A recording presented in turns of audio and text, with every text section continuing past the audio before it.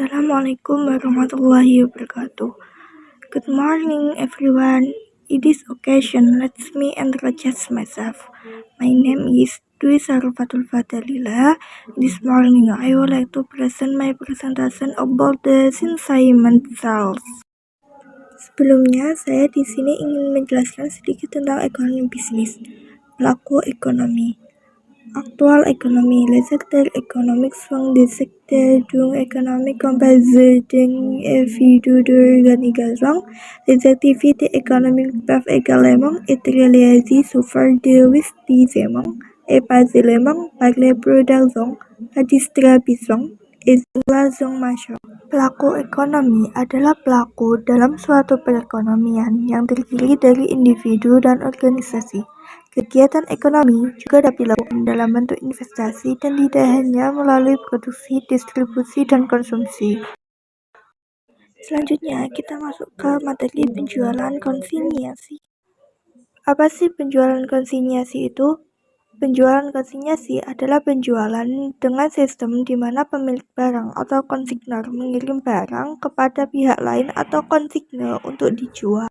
Pihak yang terlibat yaitu konsigner dan konsigner. Konsigner misalnya pabrik dan konsigner seperti toko dan agen.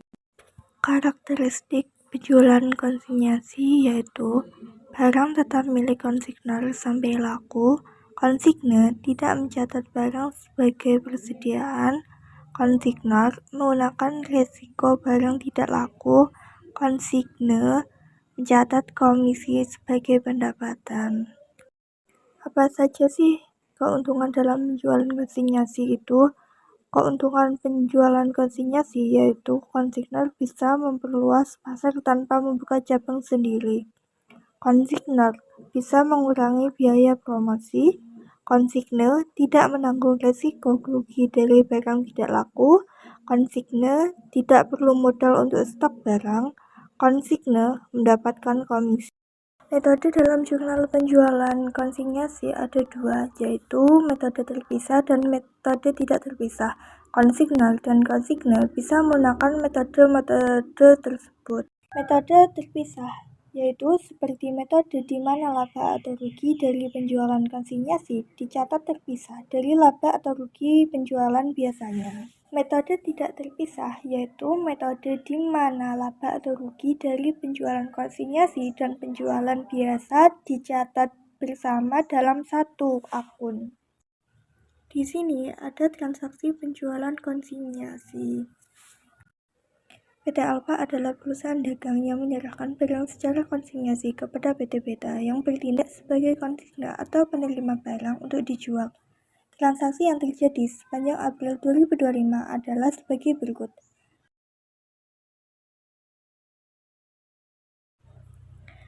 1. Tanggal 1 April 2025, PT Alfa mengirimkan barang dagangan 100 unit sepatu senilai 10 juta ke PT Beta. Harga pokok barang yang dikirim adalah 7 juta. 2. Tanggal 20 April 2025, PT Beta berhasil menjual sebagian barang 60 unit dengan total nilai 6 juta secara tunai kepada pihak ketiga. Sesuai perjanjian, PT Beta berhak atas komisi sebesar 10% dari nilai penjualan. 3.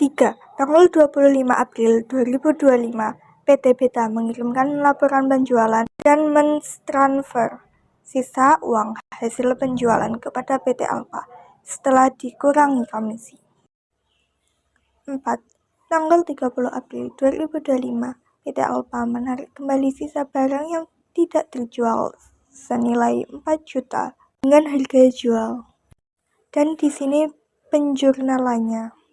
Di sini saya sebagai konsigner dari PT Alfa. Jurnalnya seperti biasa, jurnalnya ada nama PT, nama jurnal, bulan dan tahun. Di sini dengan nama PT Alfa sebagai konsigner, jurnal konsinyasi bulan April 2025.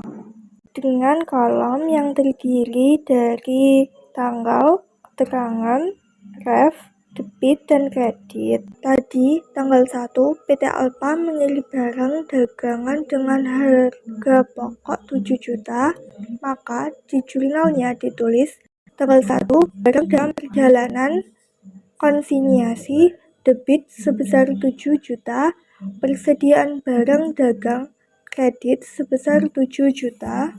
Tanggal 20 terjadi transaksi penjualan sebesar 6 juta dan PT Beta berhak atas komisi 10%, tetapi di sini jurnalnya baru ditulis pada tanggal 25 karena PT Beta baru mengirim hasil penjualan.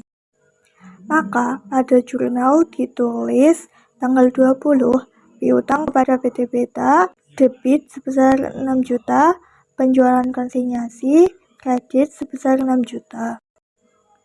Beban komisi konsinyasi debit 600.000, hutang komisi kepada PT Beta 600.000.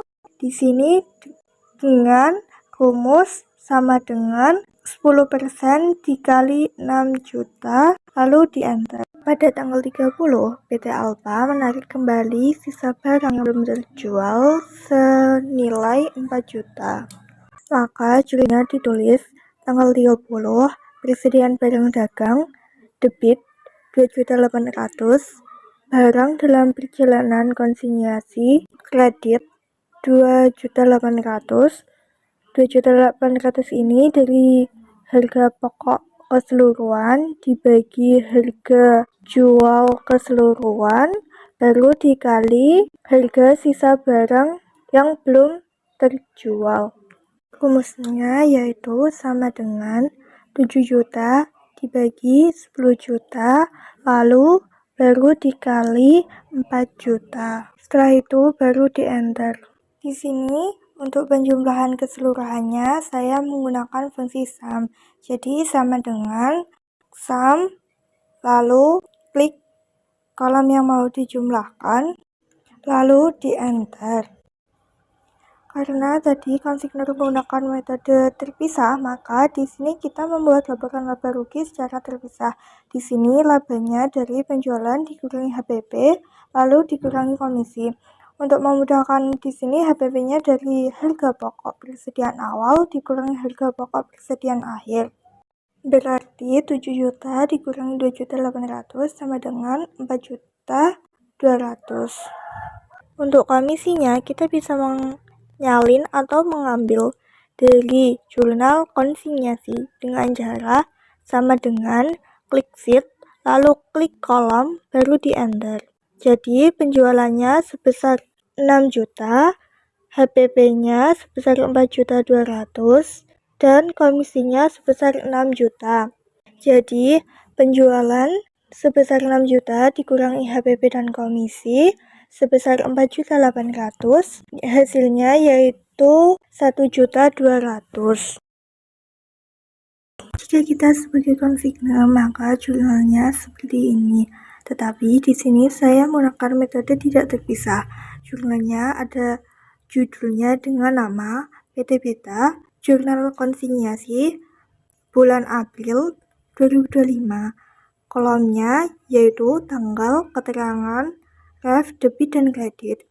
Karena tanggal 1 tadi barang yang dikirim hanya barang titipan, maka tidak ditulis di dalam jurnal. Dan pada tanggal 20 terjadi transaksi, maka jurnalnya ditulis tanggal 20 kas debit 6 juta, utang kepada PT Alfa kredit 6 juta, piutang komisi 600.000 atau kas jika langsung dibayar.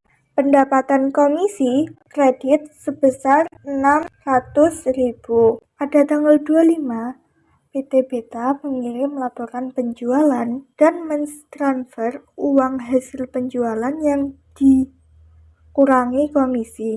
Jurnalnya ditulis tanggal 25, utang kepada PT Alfa debit 6 juta, kas kredit 5.400.000, piutang komisi kredit 600.000. Untuk rumusnya bisa dibuat seperti jurnal yang awal. Cekap semanten atur kula bilih kathah lepatipun kula nyuwun agungipun pangapunten. Matur suwun. Wassalamualaikum warahmatullahi wabarakatuh.